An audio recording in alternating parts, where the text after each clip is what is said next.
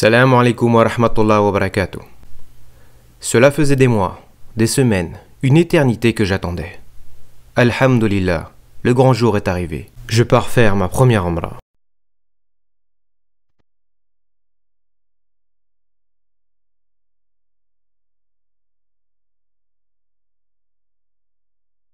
Le rendez-vous est donné à l'aéroport Roissy-Charles de Gaulle.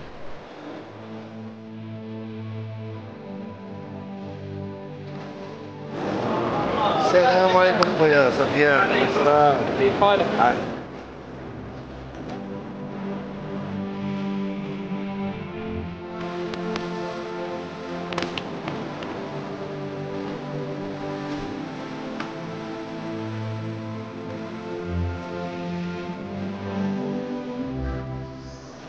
Et à la réception des pèlerins, on leur donne leur badge où c'est inscrit le nom, le numéro de passeport, le prénom de la personne et les hôtels où ils vont résider à Médine et à Mecca.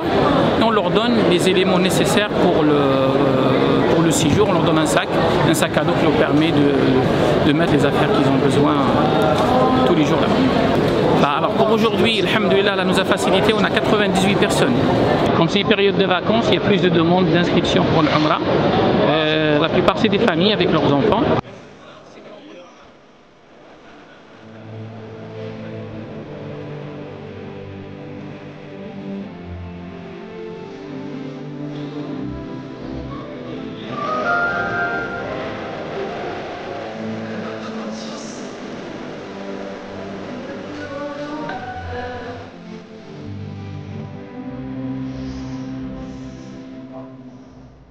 Nous embarquons direction Koweït City pour une escale.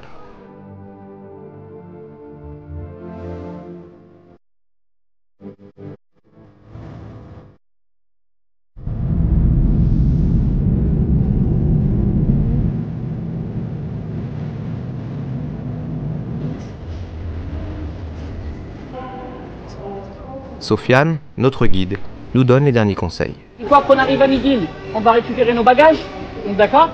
Après, on va s'organiser en deux groupes pour prendre deux bus. On est assez nombreux, alhamdoulilah. On va prendre deux bus. Un bus, on va mettre tous les chambres doubles, d'accord? Et l'autre bus, on va mettre tous ceux qui ont pris une chambre quad. Maintenant, pour les chambres triples, on va les diviser sur les deux bus. Ekel et Jekyll.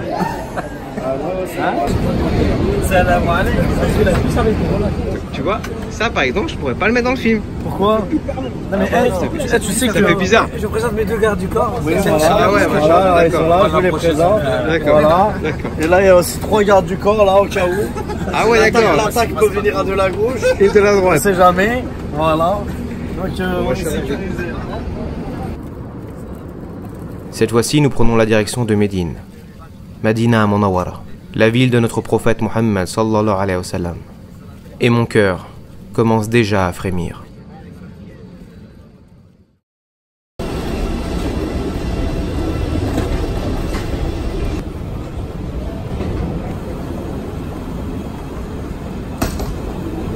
Ça y est, nous nous sommes posés, alhamdulillah.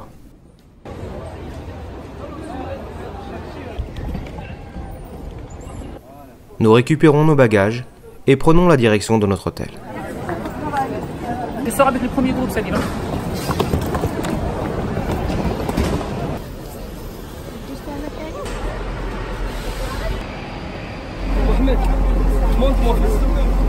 Non, non, s'il vous plaît, pas de photo. On va passer incognito.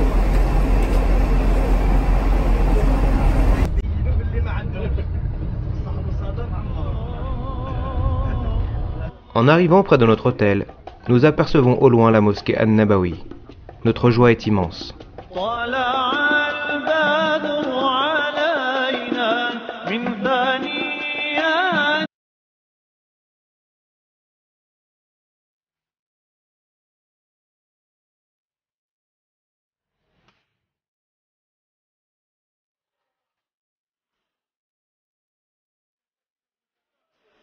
Arrivés à notre hôtel, nous sommes accueillis par les responsables de l'agence. Et nous partons pour nous reposer quelques heures.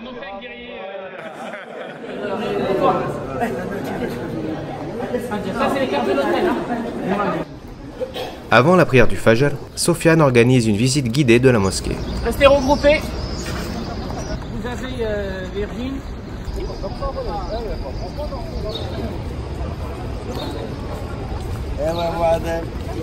Le zamzam, vous l'avez dans les bidons jaunes que vous trouvez dans la mosquée.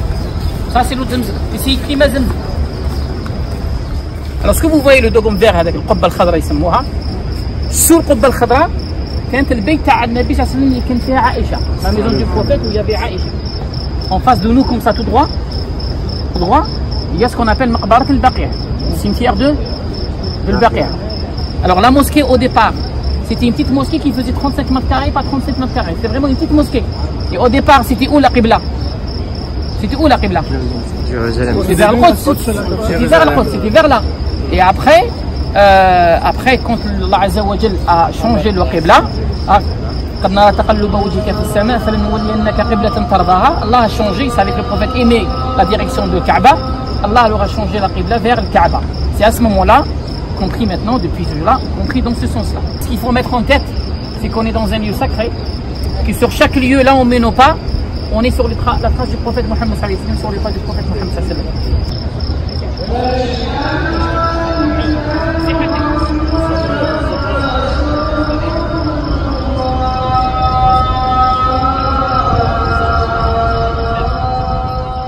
Nous nous dirigeons vers la mosquée.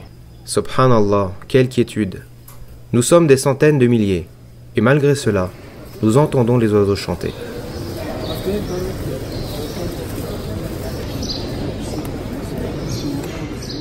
Nous buvons un peu d'eau de Zamzam avant la prière. Quoi de mieux pour débuter la journée?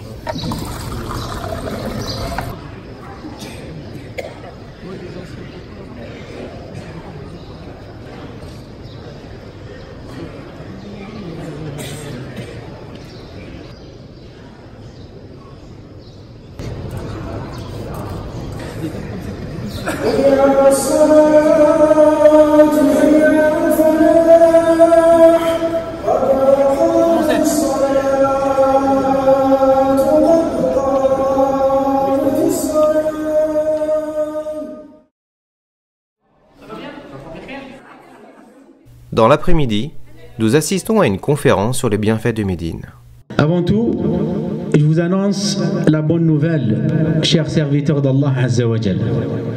Allah Azza wa Jal vous a choisi, vous, de venir ici, à Médine. Et c'est pas pour rien. C'est ici, Inch'Allah Ta'ala, du matin au soir, que le pardon et la clémence d'Allah Azza wa Jal et la rahmat d'Allah Azza wa Jal qui va se rabattre et descendre sur nous, Inch'Allah.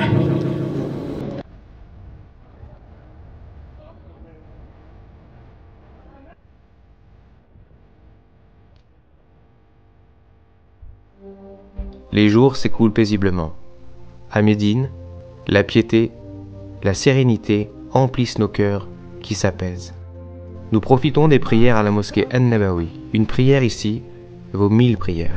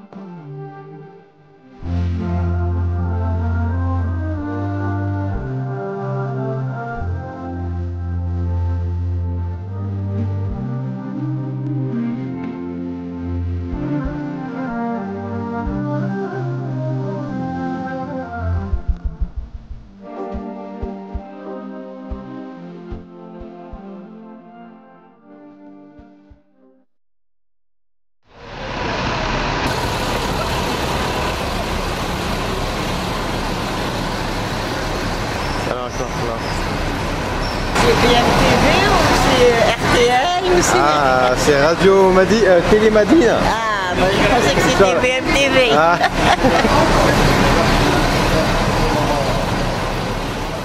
Aujourd'hui, nous partons en excursion. Au programme, plusieurs visites. Bismillah. Bismillahirrahmanirrahim. J'espère que vous avez tous bien. Allez, on va commencer par une chose. Surtout dans la vie du prophète. Allahumma salli ala Allahumma salli ala Rasulina. Allahumma salli ala Habib al-Mustafa sallallahu alayhi wa sallam. Barakallahu fikum. Vous savez qu'est-ce qu'on va faire aujourd'hui ou pas? On va visiter la mosquée de Quba, Masjid Quba, qui n'est pas très loin, c'est juste une côté, on est à 10 minutes maximum, même pas. Cette mosquée-là, comme on vous l'a dit, c'est la première mosquée qui a été construite par les hommes, parce que la première qui a été mise sur terre, c'est laquelle? C'est Quba. الكعبة أين أول بيت وضع للناس الذي ببكة مباركة.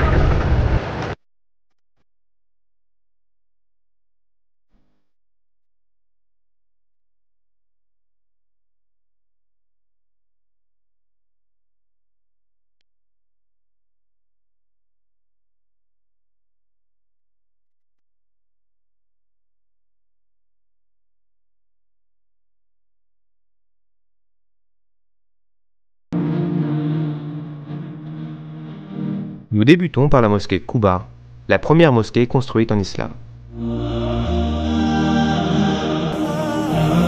À propos d'elle, le prophète Mohammed alayhi salatu wassalam, nous informe que quiconque se purifie chez lui, puis se rend à Quba pour y effectuer une prière, remportera une récompense égale à celle d'une Umrah. On fait 2 unités de prière comme on a dit, et on vient ici. Les hommes, on va tous ensemble, on rentre par là, on fait 2 rak'at. Vous aurez 5-10 minutes à faire quelques invocations et on se rejoint ici, Inch'Allah. C'est clair pour tout le monde? Hajj, on y va. Bismillah.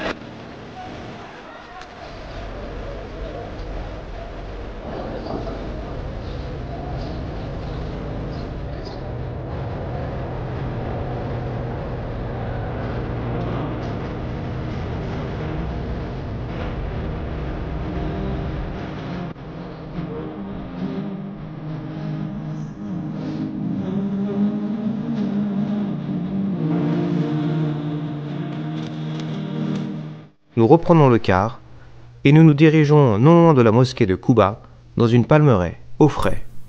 La quiétude des lieux est propice au rappel que nous fait notre frère Abdelmalik sur le repentir.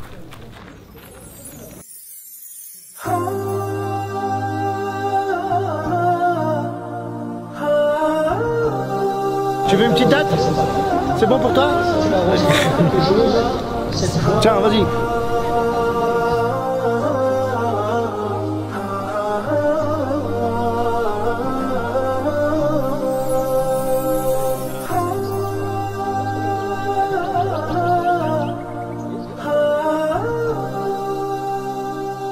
Allah Azza wa Jal a dit dans le Coran Karim ainsi que notre bien-aimé Mohammed sallallahu alayhi wa sallam de se repentir.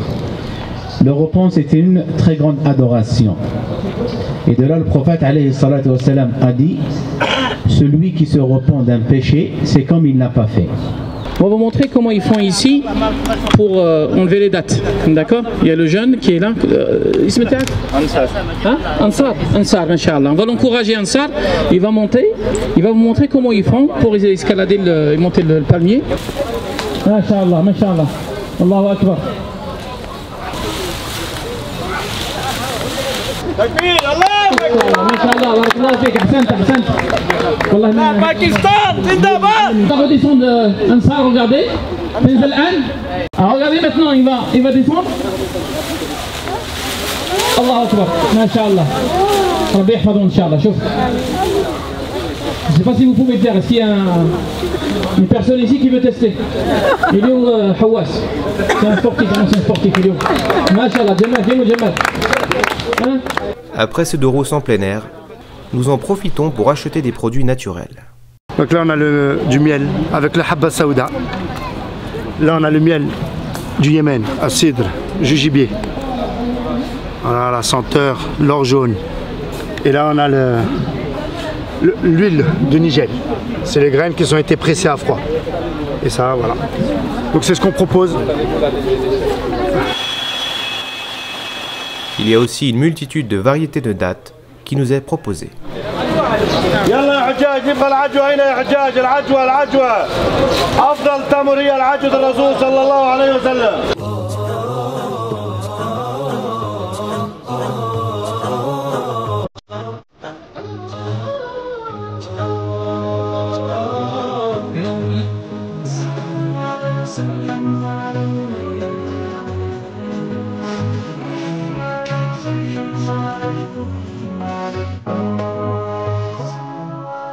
Enfin, dernière étape de la matinée, le mont Uhud et le mont des Archers. Une bataille historique, célèbre, qui est pleine d'enseignements.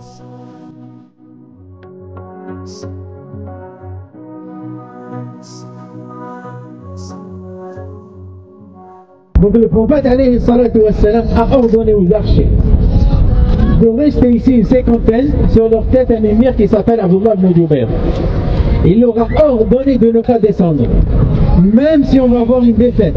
L'ordre du prophète alayhi salatu wassalam était clair.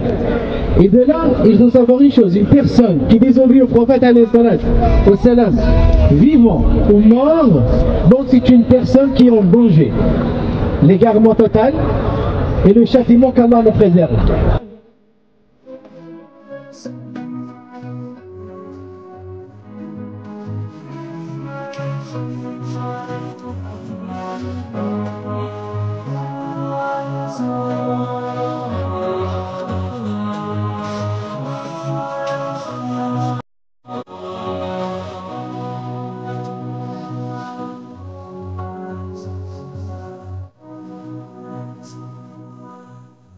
On se voit à la réception, les hommes et les femmes qui n'ont pas encore fait Rawda,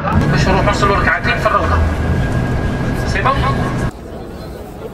Dans la mosquée An-Nabawi, il y a un endroit bien particulier, Ar-Rawda, que le prophète Mohammed alayhi salatu wassalam nous décrit ainsi. L'espace compris entre ma chair et ma maison est l'un des jardins du paradis. Et donc, nous y allons pour effectuer 2 rak'at.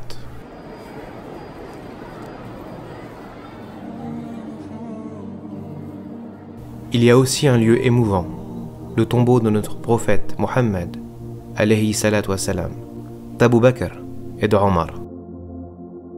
Nous leur rendons visite en leur passant un salam plein d'amour, de respect et de reconnaissance, conscients du sacrifice qu'ils ont fait pour nous.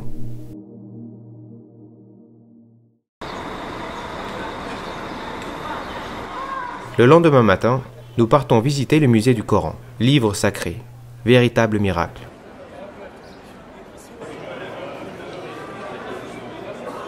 À chaque pièce que nous visitons, nous en apprenons davantage sur le Coran et sur les différents exemplaires qui sont exposés. Vous savez qu'Allah subhanahu wa ta'ala, lorsqu'il a révélé ce Coran, il lui a donné une particularité.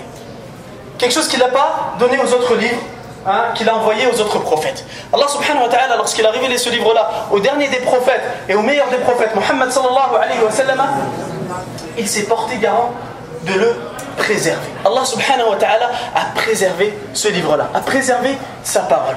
Alors ce Coran-là date de l'époque des compagnons radiallahu anhu. Ce Coran-là a plus de 1300 ans.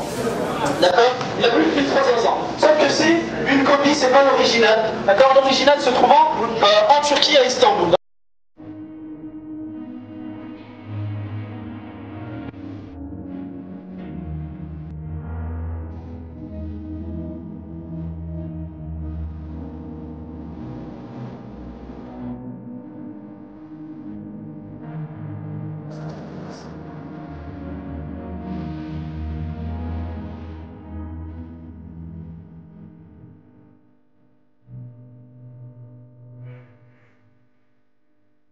Durant notre séjour à Médine, Allah Azza wa Jal a rappelé vers lui notre frère Mimoun.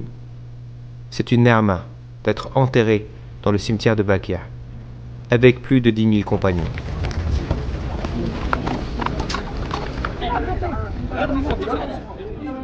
Nous enterrons donc notre frère en priant Allah pour qu'il lui fasse miséricorde et qu'il lui accorde les plus hauts degrés du paradis.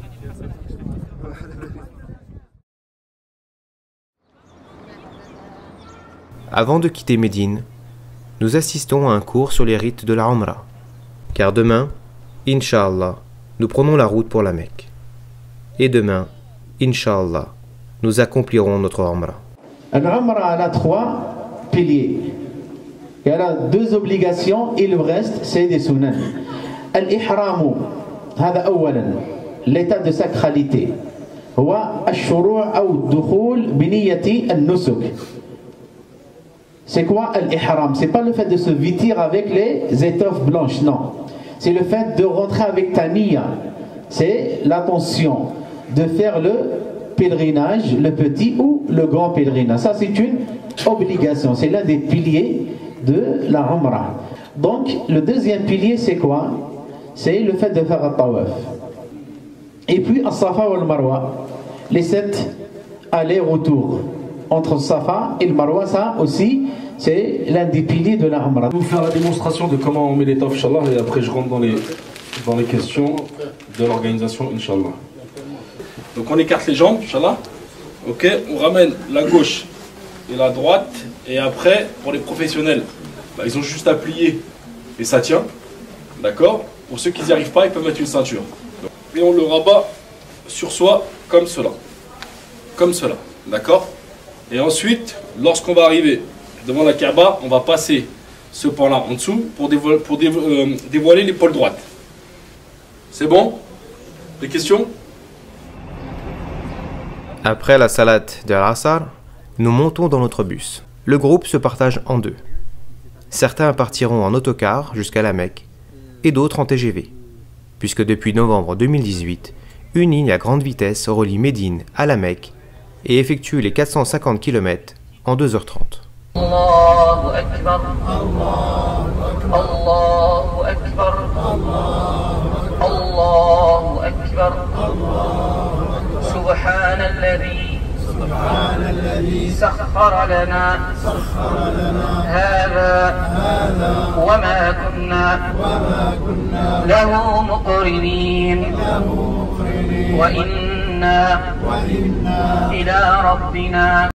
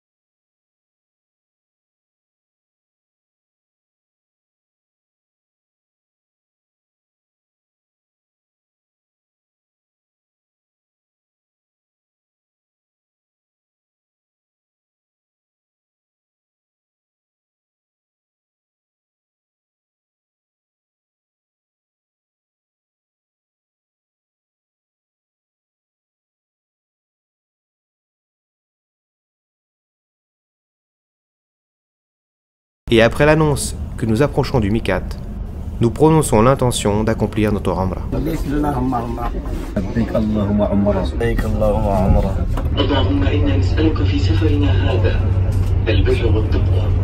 La talbiya peut alors commencer. لبيك اللهم لبيك لبيك لا شريك لك لبيك إن الحمد والنعمة لك والملك لا شريك لك لبيك اللهم لبيك لبيك لا شريك لك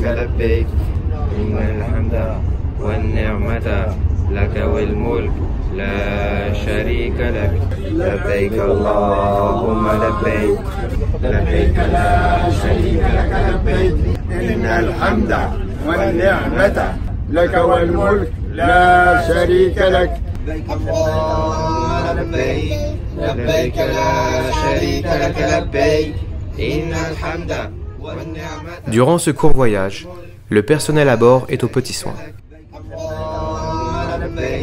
لبيك لا شريك لك لبيك إن الحمد والنعمة لك والملك.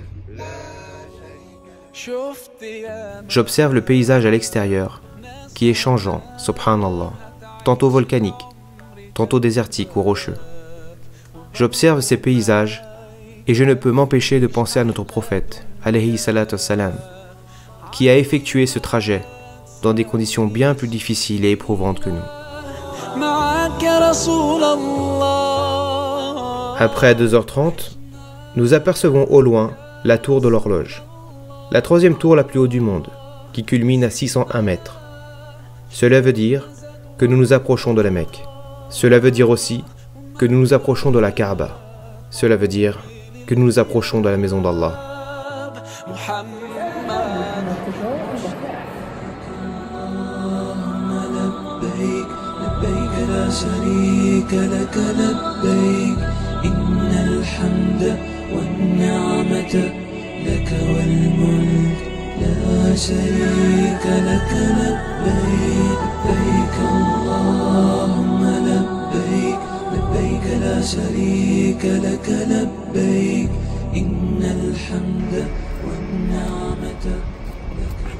Nous sortons de la gare et montons dans notre autocar. À bord, la talbiya peut reprendre.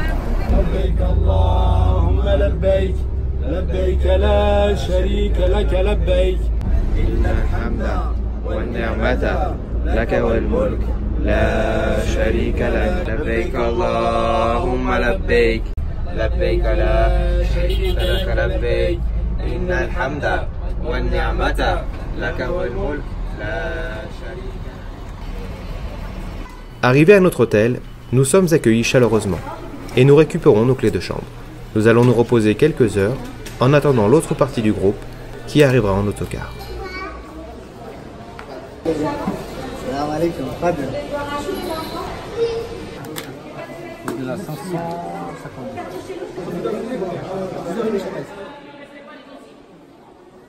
Le groupe est à présent au complet. Je peux sentir l'impatience de chacun d'entre nous. Quelques minutes et quelques mètres nous séparent de la mosquée sacrée. On va commencer une Umrah bientôt. On partira. N'oubliez pas, vous êtes toujours en acte d'adoration, vous êtes toujours en état de sacralisation. Là, on part directement à la Kaaba. Vous arrêtez de la faire de la talbiya quand vous voyez la Kaaba.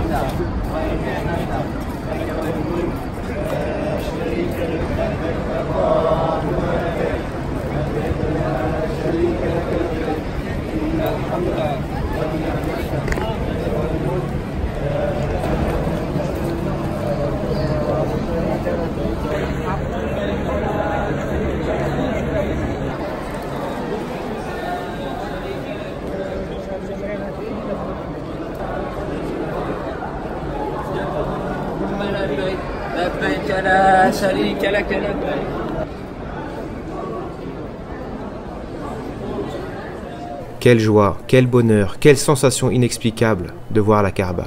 Voir tous ses frères, toutes ses sœurs du monde entier qui effectuent le tawaf en même temps, jour et nuit, c'est tout simplement incroyable. Allahu Akbar.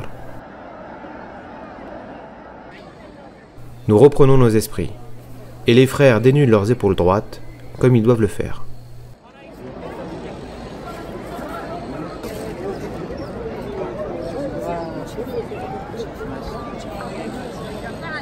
On arrivera à la pierre noire, c'est là-bas, on va commencer à compter. C'est bon? On va commencer à faire 7 tours. Notre tawaf peut alors débuter. 7 tours autour de la Kaaba.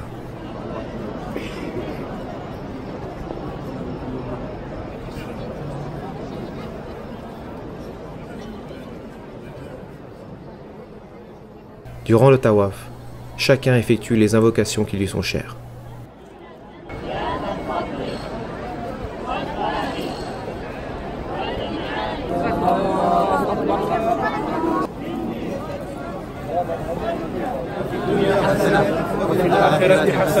وقنا عذاب النار ربنا آتنا في الدنيا حسنة وفي الآخرة حسنة وقنا عذاب النار لا آتنا في الدنيا حسنة وفي الآخرة عذاب النار.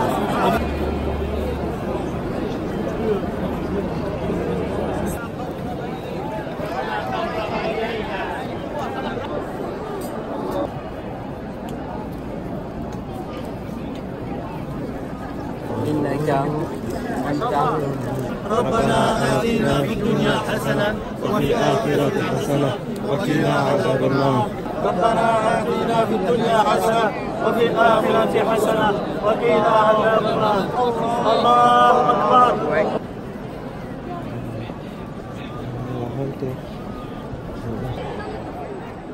Une fois le tawaf terminé, nous accomplissons 2 rak'at derrière Maqam Ibrahim. Et après moi s'il vous plaît, wattakhidou min maqami Ibrahim musalla. On va faire 2 unités. 2 unités ici face à la Kaaba. La première c'est Al-Fatiha wa qul ya ayyuha al-kafirun. Wa thaniya Al-Fatiha wa qul huwa Allahu ahad.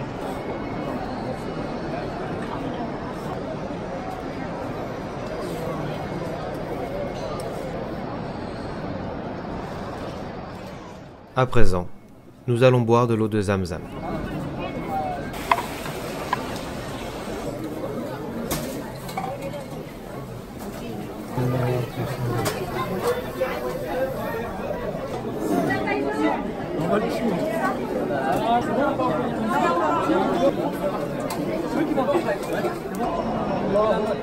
Nous saluons la Kaaba et nous nous dirigeons vers Safa pour effectuer le sa'i. Il s'agit de 7 trajets entre Safa et Marwa.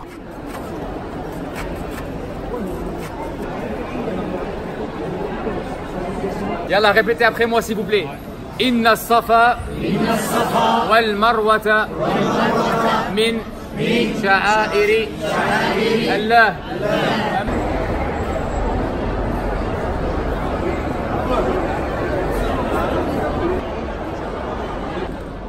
À chaque fois que nous sommes à Safa et à Marwa, nous devons effectuer des invocations en direction de la Kaaba.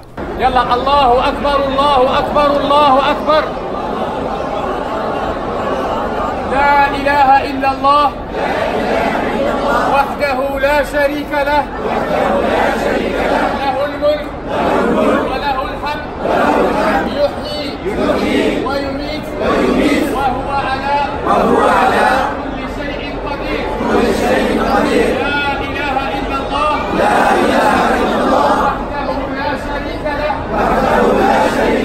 أنجز وعده ونصر عبده وهزم الأحزاب وحده. Invoqué.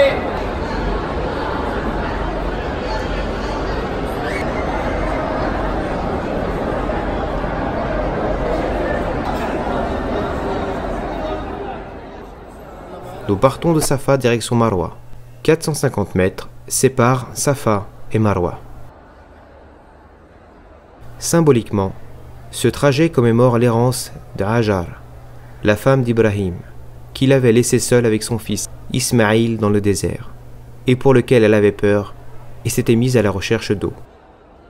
Nous marchons aujourd'hui en toute quiétude, mais j'ai une pensée émue pour cette femme qui s'est soumise à l'ordre d'Allah et dont le cœur était éprouvé.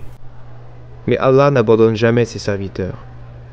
Et suite à cet événement, il a fait jaillir l'eau de Zamzam, une eau miraculeuse aux 1000 bienfaits.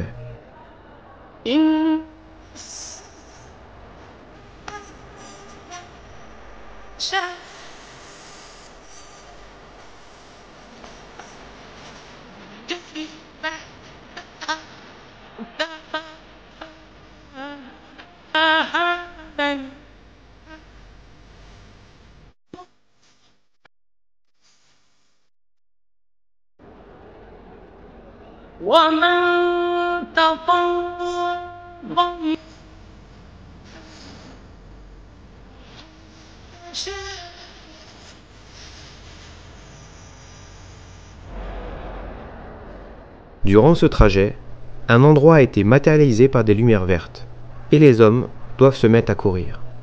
En effet, entre ces 2 monts, notre sœur Hajar a couru, et nous devons donc faire de même.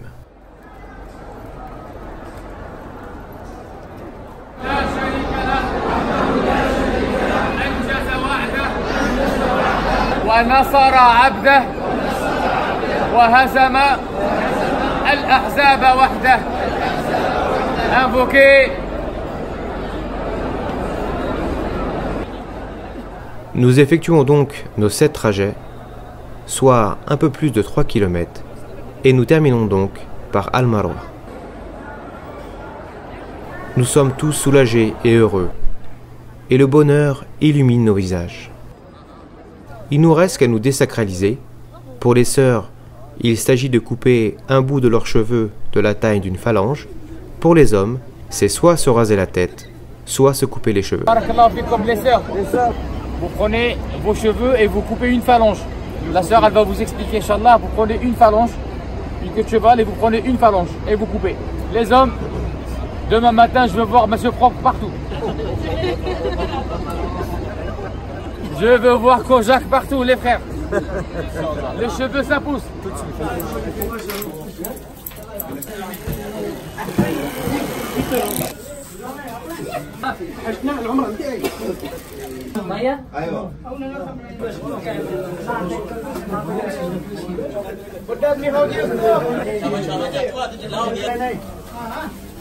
Paparazzi.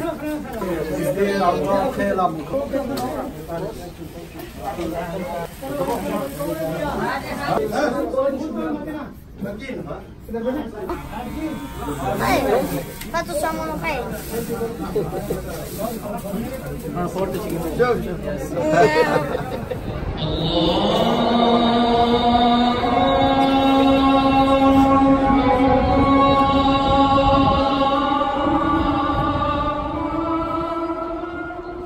Les jours passent et nous profitons du haram.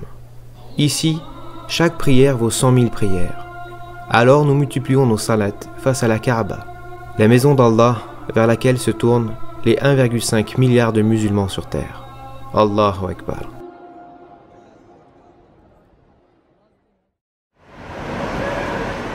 Durant notre séjour à la Mecque, l'agence profite du fait que nous soyons sur place pour nous faire visiter différents lieux historiques, mais aussi ceux du grand pèlerinage. C'est notre frère Nadir qui est notre guide. Et avec Nadir, l'ambiance est toujours bon enfant. Une question, ça a été la Amra ou pas? Généralement, pour faire un test, on dit celui qui n'a pas été satisfait, il sera remboursé. Ceux qui n'ont pas été satisfaits, levez la main s'il vous plaît. Et demain, tu veux être remboursé 2 fois? Mashallah. Lis bien Sorat. Attention, le réseau il capte plus, parce qu'il ne capte plus. Attention, il capte plus, le réseau il est parti. Attends, on sort un peu de. À un moment donné, le réseau il est parti. On entendait juste. Je suis pas arabisant, c'est bon. Arabisant? Oui. Allah يبارك ما شاء الله. Alors, vas-y, je m'inquiète.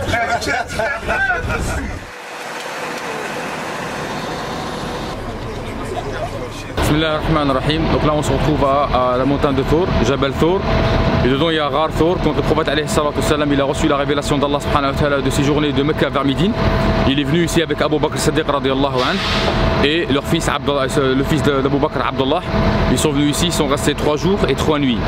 Et après 3 nuits, ils sont repartis en direction de Médine. Qui peut me dire quelque chose sur Arafat? Il a dit le Hajj ou Arafat? Autre chose?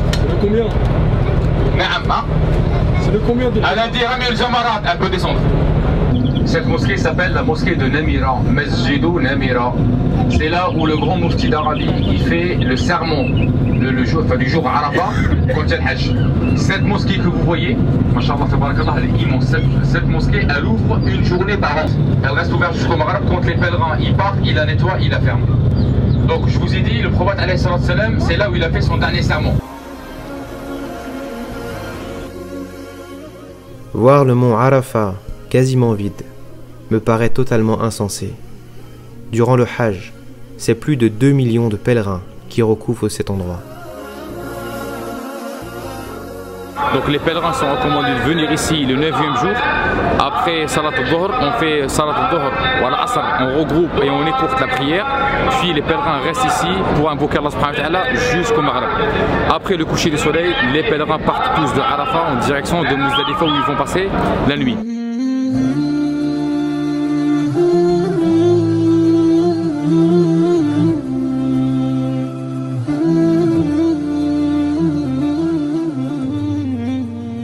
Quand le bus il va s'arrêter, regardez tous à votre gauche. Regardez à votre gauche, il y a une petite stèle blanche sur la montagne. Regardez, une petite stèle blanche sur la montagne. Vous la voyez ou pas? C'est à cet endroit où Ibrahim alayhi salam, il a ramené son fils pour l'égorger. Les ponts que vous voyez, c'est là où on lapide les stèles. Il y a 4 niveaux. Quand les pèlerins arrivent, ils arrivent à 4 niveaux. C'est là où on lapide les stèles. Rami al-Jamarat.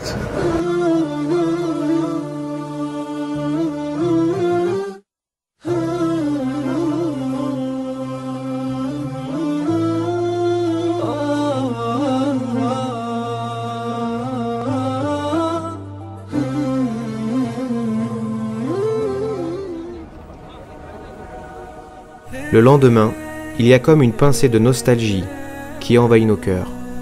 Notre Umrah, notre séjour, s'achève déjà bientôt. Subhanallah, que le temps passe vite, que la vie va vite.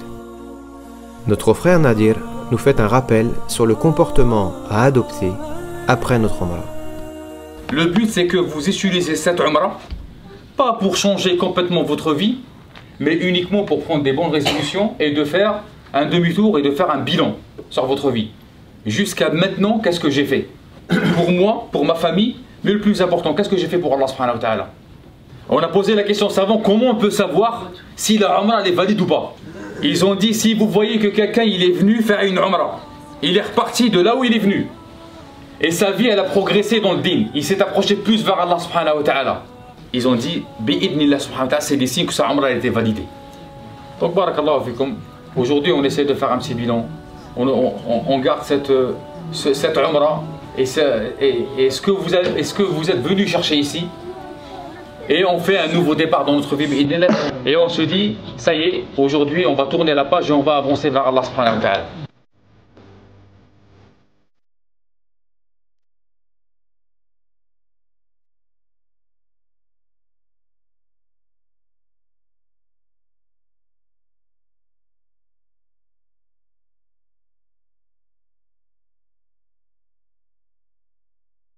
Ça y est, c'est le dernier jour. Après la salat al-Jumu'ah, puis la prière de Asr, nous quittons la Mecque, le cœur lourd.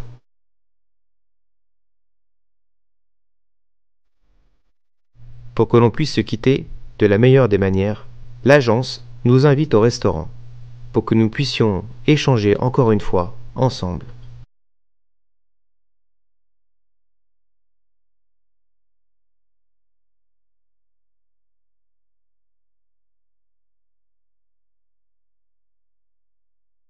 Les enfants, quant à eux, après avoir dîné, peuvent aller s'amuser dans les manèges. Cette fois-ci, c'est la bonne.